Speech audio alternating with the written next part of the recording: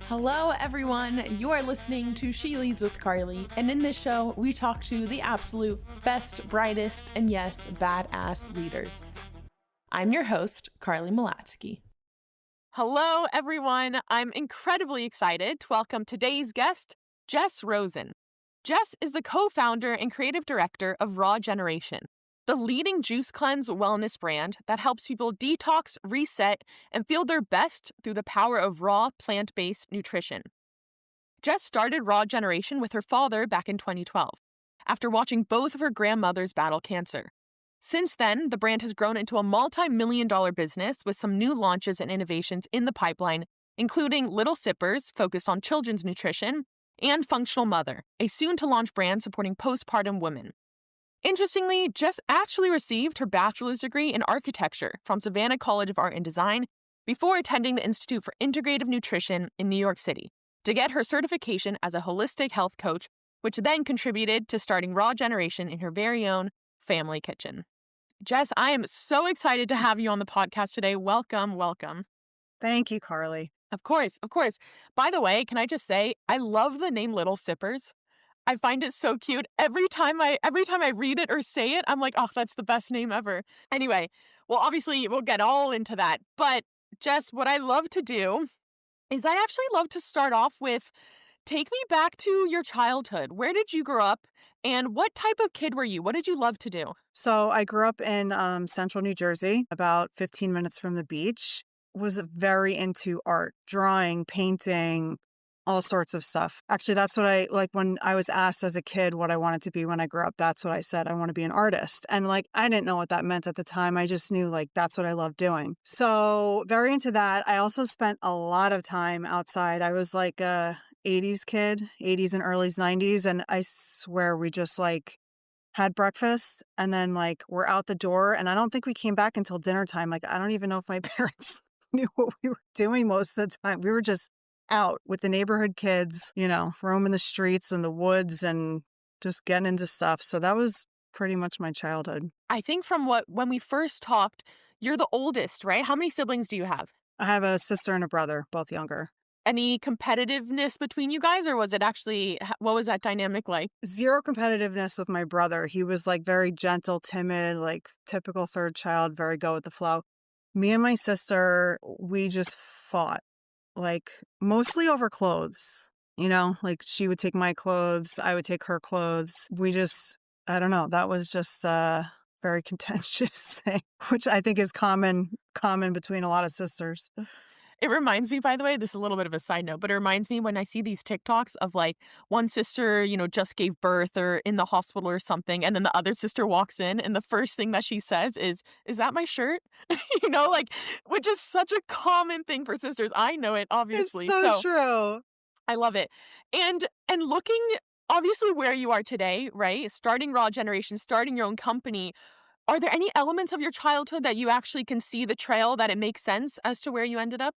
Yeah, I mean, I was always very type A, in control, leading, I was always very driven academically, just naturally. No one had to force me to do my homework or anything. I was always very interested in a lot of different things. Since day one, I've been involved in the marketing, customer facing side of the business. So, actually thinking back to what I, saying that I wanted to be an artist as a kid, I actually am, just in business, because I get to design all the products, all the branding, all the fun parts of the business I get to do. So, it worked out.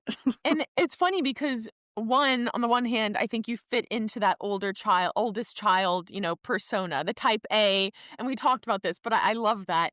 And then you mentioned, so I know you started Raw Generation with your father, and we're going to get into that. But growing up, did he start his own company beforehand? Have you been surrounded by entrepreneurs? What did that look like? So, my dad has been an entrepreneur my whole life. My grandfather was an entrepreneur. My mom had her own interior design business. So it was just everywhere, it was very, very, just a very natural thing. The other thing was I was just a terrible employee. I mean, I did a good job, but I always was like, I should be running this company. I could do a better job. And so I would get bored very easily and then, be on to the next. What were some of those jobs? Those like weird, fun jobs in the beginning? Well, architecture was the career path that I had chosen out of high school and went to undergrad and graduate for it. And then I got my first job out of college at an architecture firm, which coincidentally was like I graduated the end of 2007. And so I went into it. It was a, normal housing market. And then like went home for Christmas and then came home. And it was like the start of the financial crisis and like the housing industry, especially it was in Atlanta at the time. They were hit really hard and like one of the earliest markets. So anyway, even before that had happened and all the layoffs and everything, I had just like lost interest in the whole industry because like college is so different than what you actually do in the real world. Like college was great because it was super creative and we were always doing fun projects and it was never like real world stuff. It was all like, really, really creative conceptual types of projects. And, you get out into the real world and I'm like sitting on the computer for 9 hours a day, correcting, like other people's mistakes and construction drawings and all these like really unfun stuff. So, but besides that, the firm that I worked at was very transparent about what everyone in like all the different levels of responsibility were. And like, there's a very clear path like rising through the industry. And so I saw what my superiors were doing and I didn't want anything to do with it. And I was like, well, what am I doing here? So I lasted there like 9 months and then I quit and I came home and everyone's like, well, aren't you going to get another architecture job? And I was just like, no. And they were like, what? You just did, 6 years of college and grad school. And I was like, no, I just knew in my bones it wasn't for me. Then I did some freelance graphic design and then I got into designing menswear. And I also did a couple other random things. Like I was going to start a cupcake company that lasted about 2 minutes because I was like, I don't care about cupcakes. What am I doing? So Jess, okay, there's something so interesting here, right? So on the one hand, you end up getting a whole degree in it and naturally your passion led to that, it seems like, right? In college, you loved it. It was exciting. I think you got this rude awakening of what it looked like in the real world, which I think a lot of people do, by the way. Everything looks very glorified on the outside. And then once you're in it, you're like, oh, it's actually, I'm just, on the computer all day and nothing is that fulfilling. And so can we just stick to that? What gave you that confidence and conviction to say, you know what? Not only is the financial market not great, right? And it's probably hard to find a job, all of that. You still had the conviction to be like, you know what? This isn't my passion and I'm not going to stay in this. Given, like you said, people around you were saying, what the hell are you doing? Where did you get that confidence? I guess I'm a pretty confident person. I think sometimes it's to my benefit and other times, it's maybe not so much. It was just like an hard no. Like, I'm not going back into architecture. And no one could talk me into it. I didn't know what I was going to do. I just knew that I didn't want to do that. Okay, so in that exploration phase where you were like, maybe cupcakes, maybe this, and you were exploring, what led to, how were you thinking about that exploration phase, right? And what did you do? And more like tactically, what did you do during that to be like, okay, this is actually exciting, or I get fulfilled by this? How are you navigating it? At that point, I don't think I was thinking as much about fulfillment. I think I was, I knew I wanted to do something creative. So I was just trying on different jobs to see if it was a fit.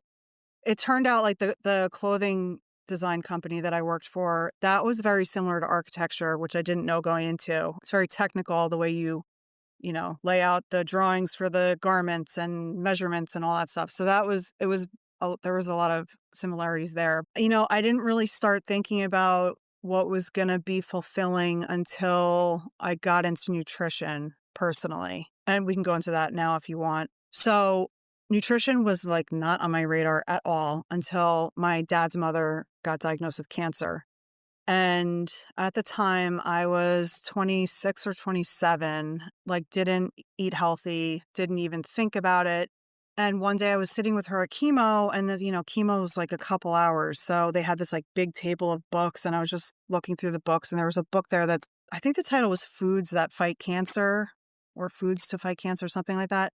And so I started looking through it, and it was like, it's literally like tomatoes and broccoli and like like all of these normal everyday healthy foods that you don't even I didn't even think about at the time are, you know, they say they're like cancer fighting. And I was like, wow, that's really crazy that I never even considered this. So I just started looking into it personally. And also because at the time I was cooking for her. She was living with my dad, and at the time I was working with my dad, so a lot of my time was spent, you know, making meals for her so that she could get through chemo. So I just started looking up like what are healthier meals that I can make that she would want to eat that are like, filling, because a lot of people have problems with like not eating enough when they're going through chemo. So that was kind of the spark. After she passed, it really shook me. Not just like losing her, but how quickly it happened. Because she was diagnosed with pancreatic cancer, which I knew nothing of at the time, but can be very, very fast. So that really shook me. And I was like, well, at that point, I still had my grandfather was still alive, but three of my grandparents had passed from cancer. So, I saw the writing on the wall, and that was really the impetus to change my lifestyle for, you know, long-term health. Okay, so going through this and seeing your grandmother battle pancreatic cancer, it seems like it almost gave you this shock factor of, I need to change my own lifestyle. And I think with that book, like right in front of you, there was almost this insight of, what, food and nutrition actually can play such a big role in creating a healthy lifestyle, and maybe preventing, something like this happening to me. Is that right? Yeah, exactly. And I didn't realize that it was like the everyday foods that, are all around you that really can help. Was there some like experimentation to it? Like, yes, everyday foods, but maybe let's add this, spice to make it tasty. Like, how are you actually going about it from that lens? Was there some creativity that you were able to implement? Yeah, I actually started a blog, and I would just document what I was going through. I started, cutting out certain foods. Like I cut out gluten for a while. I cut out dairy.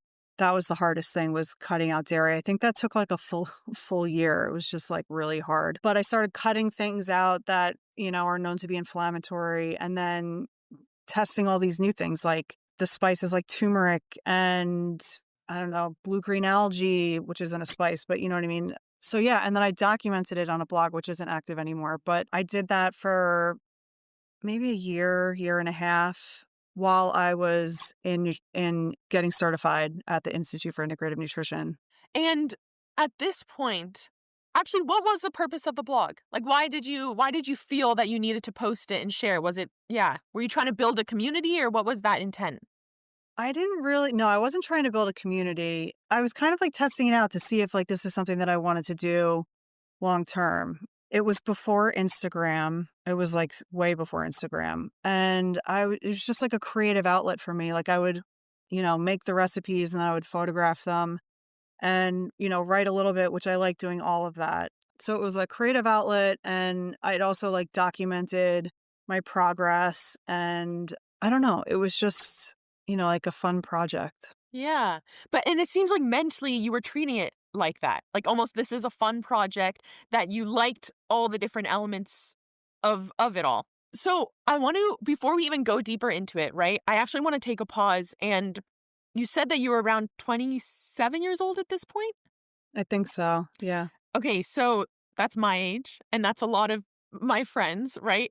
And one thing that I know for certain, just by talking to friends and friends of friends, is it's a very weird time being 27 years old, right? There's so many changes that happen that are big changes, whether it's, getting married, having a baby, starting a company, like whatever it may be. But I think a common thing is that there's this feeling of just being quite lost, of what you should do.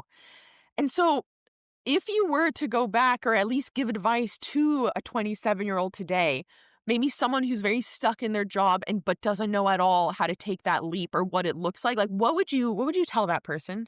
Well, first, I think being your own boss and being an entrepreneur is not for everyone. I think you have to have like a certain personality for it and a certain like level of, I don't know if like suffering is the right word, but like you have to be willing to like stick it out long enough to see it come to fruition because like success doesn't happen immediately for most people. And sometimes it takes a lot longer than you think. So like, I think you have to like what I would say is, do you think you have the personality to do your own thing? Because that's probably, I think, a really big factor that a lot of people don't consider, especially nowadays when like being an entrepreneur is, hyped up and you see all these stories that seem like they're overnight successes, but really they're not. You don't see the struggle that happens and all the effort and the long hours and all that. It's like a lot of people go into business for themselves thinking that it'll be easier. And in some ways it is, but like I worked like 12, 14-hour days like for years. And I would never do that at like, if I was an employee. That's not true. I would be hesitant to do that long term as an employee. So that's the first thing is like, do you think you have the personality that's right for the types of things that the types of situations that you need to go through as an entrepreneur? The second thing I think I would say is this piece of advice is do more research on like the stories behind the stories and, let that inform your decision. And then the other thing is like, if you don't think striking out on your own is the right thing for you, then think about the things that you really enjoy and like look into jobs or careers that, are in line with that. Because I just with like, there's so many options now for everything. Like anything you want to do, there's an option out there, even if it's working for someone else who's doing it and you're part of the team that's helping grow it. But I think first and foremost, like really dig deep and see whether you think like you have the right personality for doing this. So, are there ways to test out whether you have the personality for it without doing it? Probably. I mean, there's a test that I know of. It's called the Kolbe Index, Kolbe index. It's been years since I've taken it, and I've given it to a couple employees like back in the day when I was in charge of hiring. And it's a good way to assess what your strengths are in like 4 different areas. I forget what they are at this point, but they're very relevant to how you like to work and what you're naturally going to gravitate towards. But that's a really cool test. That's the only one that's coming to mind, but I'm sure I'm sure there's other ways to figure it out. You could also just start, like a side hustle and see if it's something that resonates. By the way, I love what you mentioned earlier. It's so weird you said it because I heard it very recently on a podcast where passion is not necessarily something that you love to do. It's something that you're willing to suffer for. And it's related to founding, right? It's not necessarily like, oh, I love doing this. It's actually something where you love it so much where, you can actually suffer through it. And it is the long game, like you said. And it really put things into perspective. So anyway, so take me back now. Was this around 2012 still or earlier than 2012? You're experimenting, you have a blog, and you go to New York to get a health coach license. That was I think I started the blog right after my grandmother had passed. So that was like 2010. This all happened in like the 2 years before we launched Raw Generation. And then so I was getting certified and developing Raw Generation 2011 into 12. So yeah, that's all in those 2 years.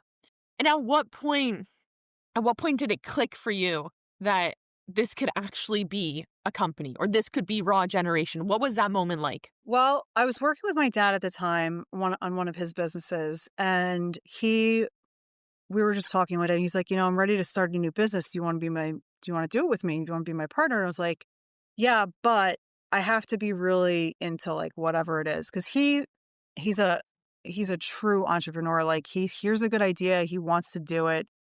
It doesn't matter what the idea is, like what industry. he just really is all about like jumping on ideas, and which I have a little bit of that too. But I, at that point, was like, no, I'm really into nutrition. So if we can make something work where like, it fits both of our skills, and because I really wanted at that point to find something that I could, I guess, like be passionate about long term. I didn't want to keep jumping around, from job to job and industry to industry. And I was really interested in nutrition. I mean, I had been personally learning about it for 2 years at that point, or I guess it was maybe a little year and a half at that point. And I knew it was like something that I was into for myself. And it was something that I thought I could sustain long term. Were you, by the way, seeing the impact of this new lifestyle on your own health?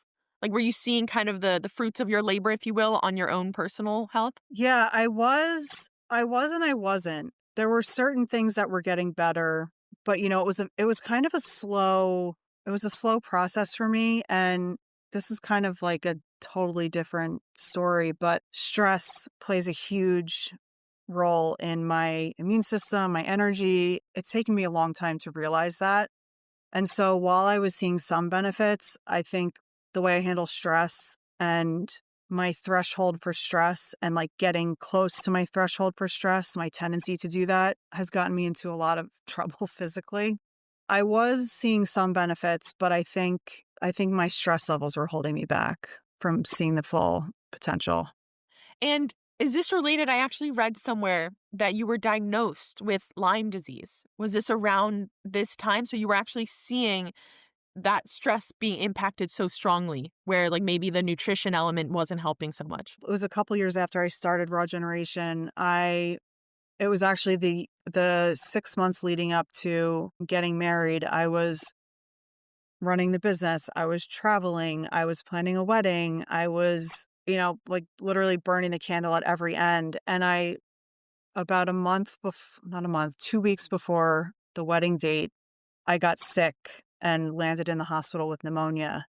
And so we had to cancel that wedding, ended up getting married not too long after that. But to make a super long story short, after I got out of the hospital, I was like very depleted and exhausted and sleeping a ton and like not really able to work much. It just like totally cut me down. So after a couple months of trying to get out of it, I started getting tested for all these things because I was like, well, I should be better. I don't know what's going on. And that was when I found out I had Lyme disease. So looking back, knowing what I know now, I'm pretty sure like the pneumonia triggered mono and a active Lyme infection. And then that was like that was a long journey to get out of that. But I think once there was one thing that I did that really, really helped, that was nutrition based. And I think that was truly the beginning of me seeing the real benefits of juicing, because at that point I knew like I wasn't pushing my limits anymore. I was respecting my body's need to sleep and to rest. And I went to a place called the Hippocrates Health Institute in Florida, and it's a health retreat. You can go for a week, 2 weeks. I went for 3 weeks at that point because I was really in a rough place. You literally drink green juice, you eat sprouts and vegetables, and you rest and you get sunshine. And so I went there for 3 weeks, and I literally left there like a new human being, and then came back and continued the raw vegan diet for, I don't know, it was like a couple months. And I was really in a good place at that point. And, I still had things that I was working through, but I was in a better place probably than I ever had been, because I was actually respecting the fact that I needed more rest and more sleep than I was giving myself prior to getting sick. So Jess, I can go in a few different directions, but I want to, before I get to the actual product, right, of what Raw Generation looked like in the early days and how that evolved, I want to know, because you mentioned your own personal, health journey and the impact of stress. This is so common for so many founders where, if anything, it's become the norm, right? Like this is just how it's supposed to be. And we're just in a constant state of stress and sleep deprivation and all of that, where unless you are, hit in the face with some type of crisis or you're in the hospital, God forbid, or all of these things, then that's usually what constitutes a change in behavior. So I want to know, like, what advice do you have for founders who are in that mode of stress and not really knowing to deal with it or how to deal with it? How should they go about it? I think that the hustle culture, like, I don't know if it's so much anymore, but like when I started the business, it was like Gary Vaynerchuk was, getting really big, and he was like, you got to do a million videos all the time. It was like very, very much a hustle culture. And I bought into it. And so I would say, like, I think as a founder, you need to set boundaries for yourself because no one else is going to set them for you. So what I've been trying to do myself is start to listen to my body when it's telling me something, like if it's 3 o'clock in the afternoon and I don't have meetings and I'm crashing, you know, I go home and I stop for the day, and, I'll pick up when the day is fresh and when I have more energy. It's very hard because, like I said, you don't have anyone setting the rules for you. You got to set them for yourself. But I think that's another piece of advice I would give someone in their 20s or 30s, or like I said, any point, is that, like, you can set the rules for yourself. So figure out what's going to work for you and your body and your energy level and do that. Don't do what anyone else is telling you to do, because a lot of ideas sound good, but in practice, they just aren't realistic for a lot of people. How do you block out the noise? Because like you said, there's so much noise and you almost feel guilty when you see this, person working. It seems like they're working all hours of the day and they just did this fundraise. Like, there's so much noise in this world. How do you block that out? Well, I'll tell you what I did. I guess it was like 2 years ago now, or maybe three. I got off social media. Like, I did a social media freeze I was going to do it for the summer to just give myself a break. And then it was like September and I was like, I don't even miss it. I go on it once in a while. Like, if I have to do research for work, I'll go on. But personally, I stopped using social media. I got off Facebook years ago because it got too political and it was just like, I don't want to read all this. It's just nonsense. And then I got off Instagram like 2 or 3 years ago, and that cuts out a lot of noise. I mean, I don't know what's going on half the time.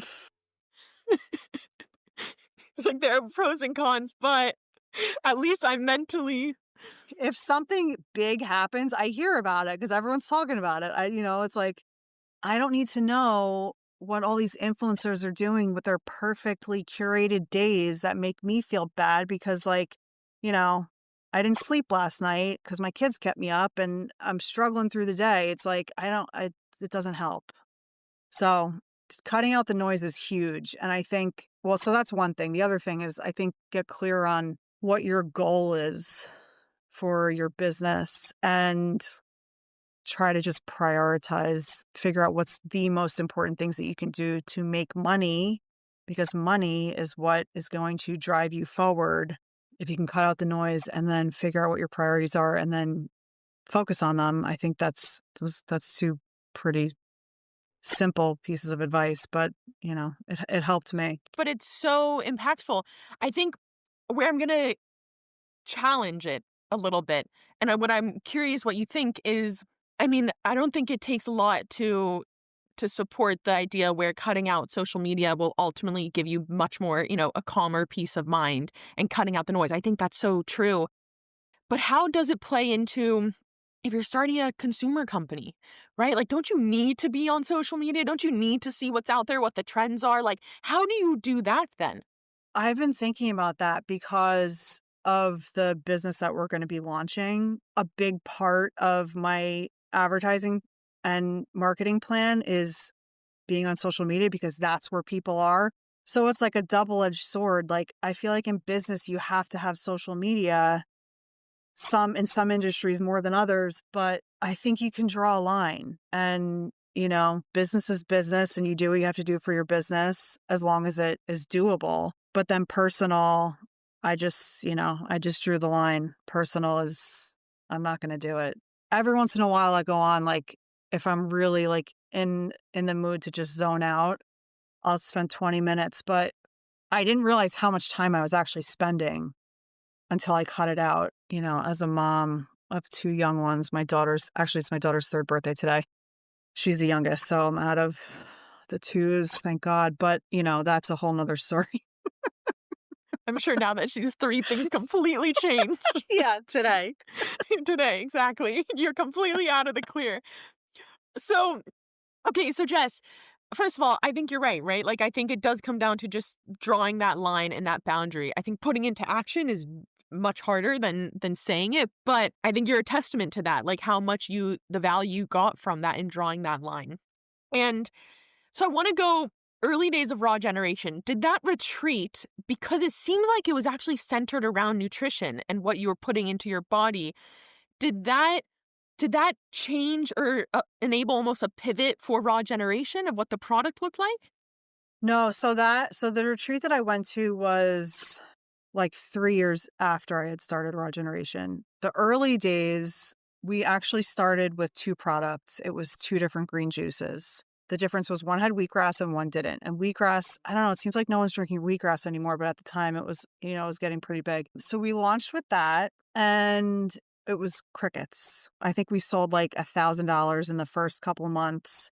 And I was like, this is not working. And then at the time, I was hearing buzz around juice cleansing and it was becoming more popular. And I was like, well, I can just make a couple new flavors and come out with a juice cleanse. So I did that. I think it was January of 2013. I shut down the website, created the flavors of the Skinny Cleanse, rebranded a little bit, and then launched the Skinny Cleanse on a deal site. Like this was back when the deal sites were getting huge. It was like on the upswing. So we relaunched the website early, like I think like the first week in February, and then simultaneously did our first sale on one of the deal sites. It wasn't Groupon, it was like a smaller one, a Life Booker. I don't even think it still exists. So we did the sale and we sold $8,000 in like 4 or 5 days. And I was like, oh my God, we have something. So that was early February. And then I literally, this is another piece of advice that I always talk about is, for those first couple of months, all I did for the first part of, at least the first half of my day, was focus on, in this particular case, getting on all of the deal sites I could get on, just getting on the sale calendar.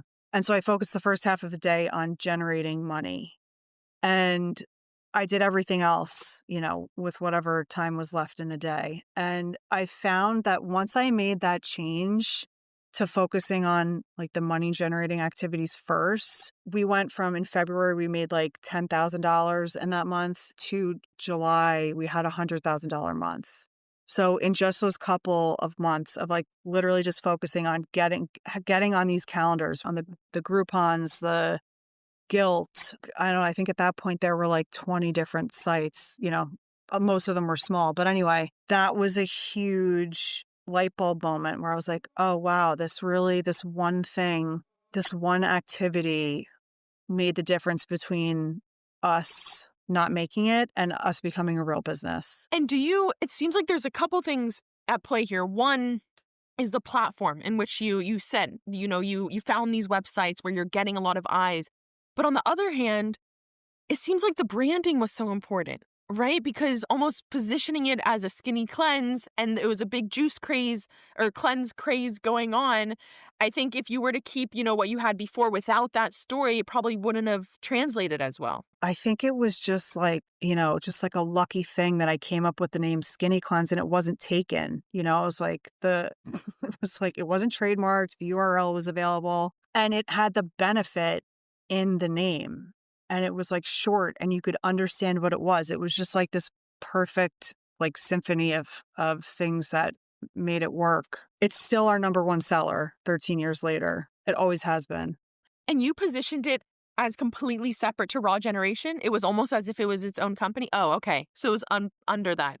Yeah, it was Skinny Cleanse by Raw Generation. So everything that we've done has been under the Raw Generation brand. And what do you think today's equivalent is to those websites, those deal websites like Groupon are today? What is that? What would you do today if you were, as you launch a completely new product? Amazon is definitely somewhere I would start for, I guess it depends on the product, but for a lot of products, you could start there. Yeah, I think it's Amazon. And so you mentioned how that initial launch kind of fell, right? Flat, and you didn't get the success that you had hoped for. And I imagine throughout your entire since 2012, starting Raw Generation, you've had moments where it's ups and downs. Have there been moments where you're like, why am I like how am I doing this? Why am I doing this? I should go do something else? Yeah, a I went through a couple of periods prior to having kids where I felt like the business was established and I didn't really have a place where I felt like I fit, with like my talents and what I was good at. Looking back now, I could have made that, but I don't know. It was just like I was just stuck in I really love the like 0 to 1 starting a business, like from scratch, the initial idea, coming up with the branding and the products and everything. And I don't know, we weren't in a place where that was possible. But Raw Generation was established and growing and our team was getting bigger. So yeah, I felt lost there for a couple years. And then COVID happened and that changed everything. Also having kids. So I got pregnant like right when the world shut down. Like I found out like right then. So I was pregnant in 2020, had my son January 21. And so like my whole pregnancy was very stressful because up until that point, the Skinny Cleanse was all about weight loss. And we had some other products, but our messaging was weight loss. And in a matter of a week, it changed from like a normal, like life is normal to the world is shut down and no one cares about losing weight. Everyone's concerned about their health. So we literally had to pivot our whole company, all of our messaging, creating new products, and we did it at lightning speed. And so that started like middle to end of March. And I don't remember when we stopped creating new products for COVID, but it was like all of 2020 and probably most like the first half of 2021. It was like we were coming out with a product every single week. We had like immunity shots. We had fruit and vegetable, like fresh fruit and vegetable boxes that we could deliver to, nationwide, because for people who didn't were scared to go to the grocery stores, because like that's the only thing you can't stock up on is fruit and vegetables. So like we had to change everything. I mean, we still made juices. It's still like the health benefits were there, so we could talk about them. They never resonated with our audience until that point. So it was a major, major shift in 2020. It's so interesting because I feel like there's two core components here in terms of one is it's being able to adapt to what's happening in the real world so fast. And I think that's such an important attribute to have. And it may even go towards, what you said earlier of the personality of a founder, like being able to adjust and be adaptable and recognize, times are changing and people actually care about something entirely different. And then it's a matter of, can we change not only the product and think of what the changes need to be, but it seems like that story around it is so important, that branding. And right, like that's kind of the key elements of it, which is so fascinating. Yeah, it gave us the opportunity to speak about a lot of the benefits that it didn't seem like our audience really cared about before. It was a huge opportunity for us. When you look at your entire, Raw Generation journey, what was almost like the scariest part about starting a new company? I don't think it was scary. The thing that gave me the most anxiety in the beginning was when we started selling on the deal sites, and it would be like, I'd be getting the sales for the month, and then the first of the month would come around and I'd basically start at zero, and have to like build the sales up and keep growing and growing. And that was like that for a while until we got the momentum of like repeat customers and other advertising that we were doing. But I think that was the biggest. It kind of was scary because it was like I'm responsible for making the money and growing the business. That was daunting at times. we talked about this a little bit even before this podcast where, like I said, you started this with your father. And so that, carries a whole wealth of dynamics to navigate with. And you get the advice a lot. You hear the advice, don't start something with your best friend or a family member. It can really, the two worlds shouldn't intertwine. What is your take on that? What is something that you've learned from it? What are some of the cautionary tales to think about? That cupcake company that I started for a split second, I started with my mom. And that was a total, like, I can't do this. It's like, I don't even know how, I don't think it was more than a couple weeks. Yeah. Mom didn't cut it. Didn't work for her. Okay, so dad got a chance. Dad got a chance. I had already worked with him. Now, I was working for him at the time, but so we had already worked together very closely. And so I knew going into this that, we had synergies working together. The other thing that helped was that we were responsible for completely different parts of the business. I was marketing and sales and everything customer facing, and he was production and fulfillment and all the back end of the business. So I think that also helped because we could bounce ideas. We could talk about each other's parts of the business without stepping on each other's toes because we were just both responsible for completely different things. So I think that definitely helped. But I had working experience with him already, so I knew that we worked well together. That doesn't mean that we don't have arguments, and they're few and far between at this point. Yeah, it's tough. It's tough. And, I don't have any experience starting a business with a friend, but I have experience living with friends. And, it's like, I still love her to death, but our relationship is different, It's just different because we didn't live well together. And I would assume that if you're partnering with a friend and you don't have you have different ways of looking at things, or I could see how it could become messy. By the way, I've had a good handful of founders that I've talked to where it seems like the most important thing, if you do go into business with someone that you're close with, is just having such a clear delineation of responsibilities and such clear swim lanes. Like that seems to be the ultimate unlock. Whereas like with your mom, I'm guessing, did you guys overlap too much or what went wrong there? We overlapped on everything. So there you go. That naturally leads to butting heads.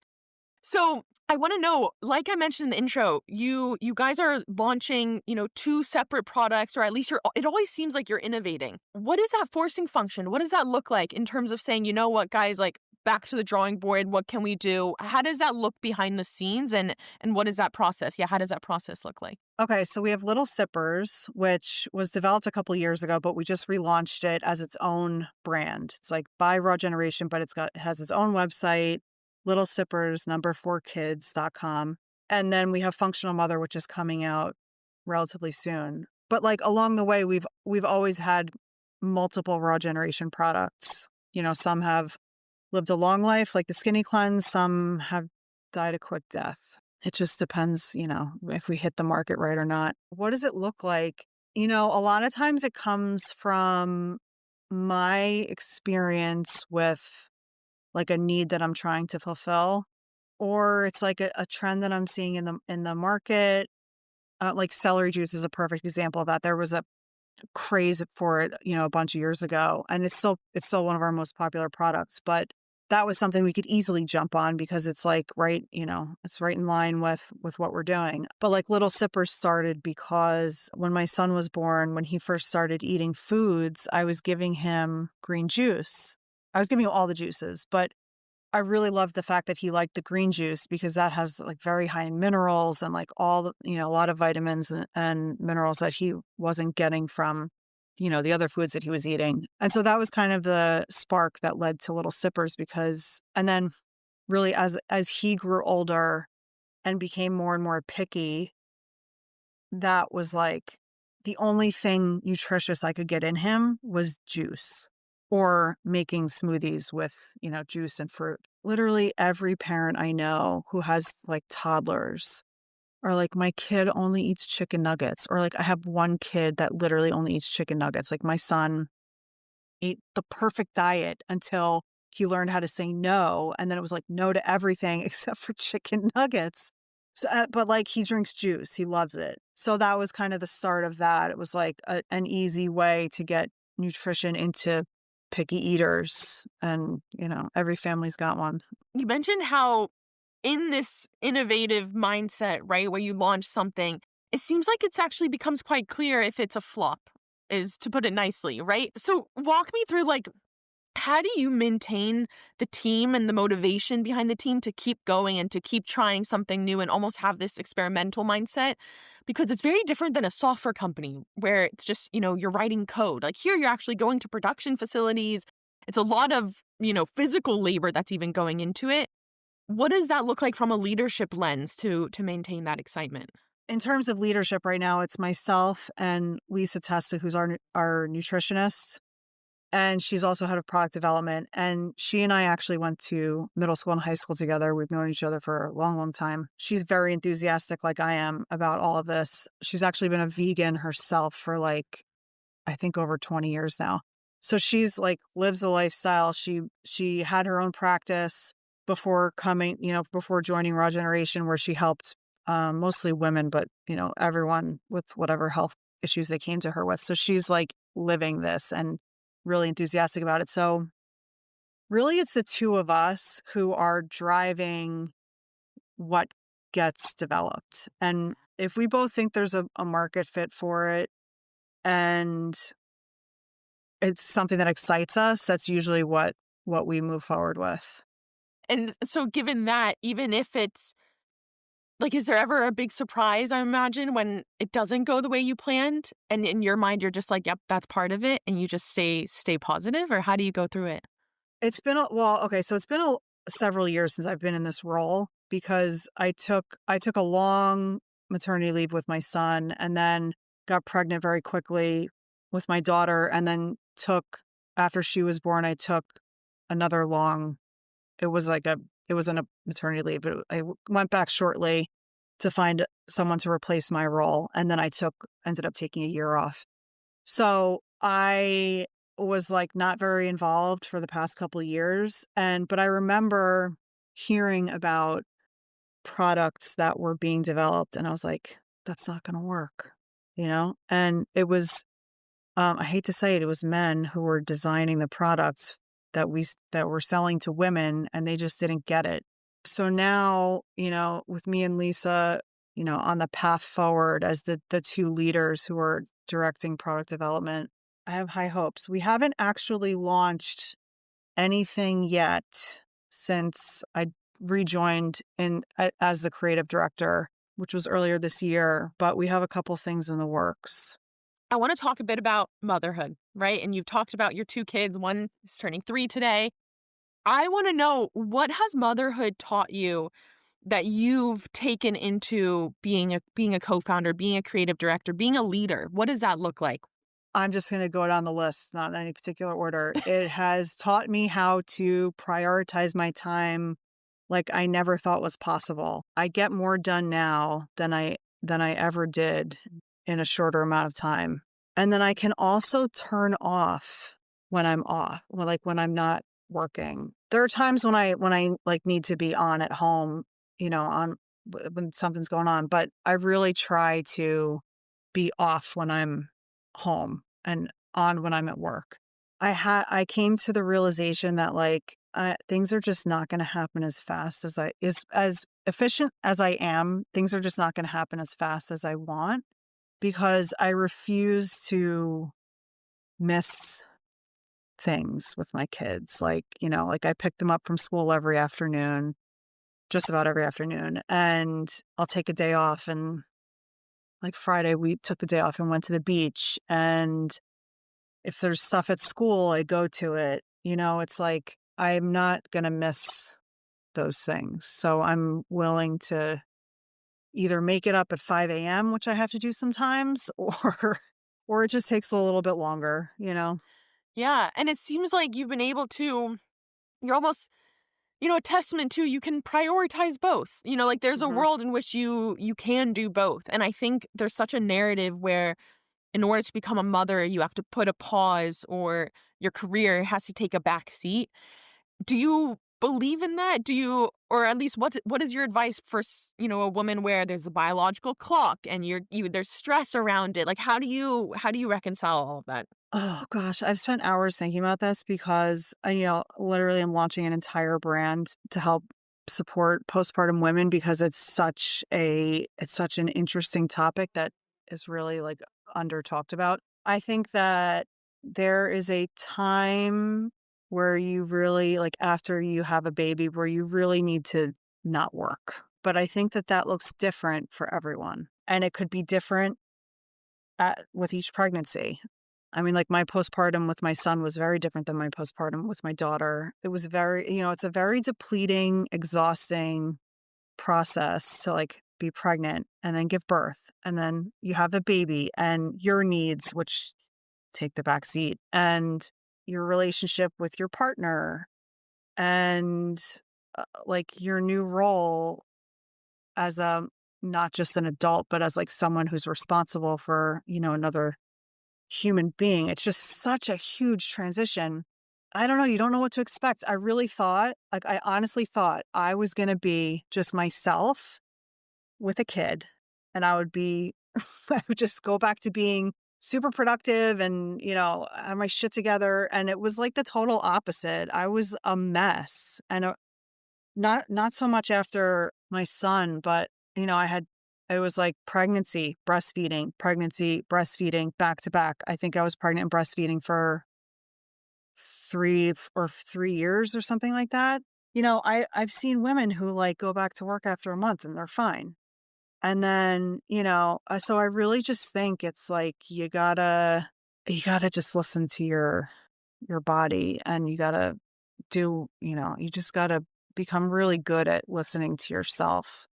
And then, some situations are like you have to work and you just deal with whatever you have to deal with to get it done.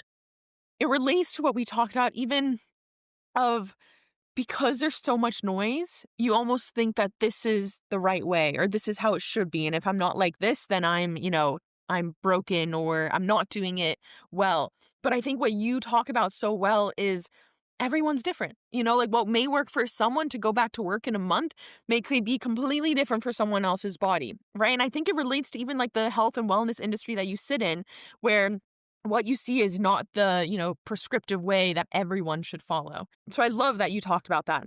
It's also funny because I like how you mentioned where going into it, you were just like, I'm me and then I'll be me with a kid, like nothing will change. I will just be, full on taking care of a whole new human and be fully responsible for their growth and whatnot. So anyway, but you're right though. Like I think there's not a lot of narrative around this, and because of that we have this perception of this is how it should be, whereas it may not be the case. Everyone is pretty different. The other thing I have to say about what I've learned is that I was really scared that my like drive and my drive to be creative wouldn't come back because I like could only do the bare minimum for it would seem like an eternity. But after getting myself, back together while I was developing Functional Mother, I actually like the opposite happened. I got this creative surge that I don't even think I experienced before having kids. I don't know. I can't explain it other than it came back and it came back with a vengeance. And that's why I was able to develop Functional Mother. I wrote 3 books for it. I did all this in a very short period of time. And I didn't like overwork myself. You know what I mean? I didn't burn myself out. So it comes back and the days are long, but the months are short. Or do I have that backwards? No, that's right. The days are long, really long, and the months and years are really short.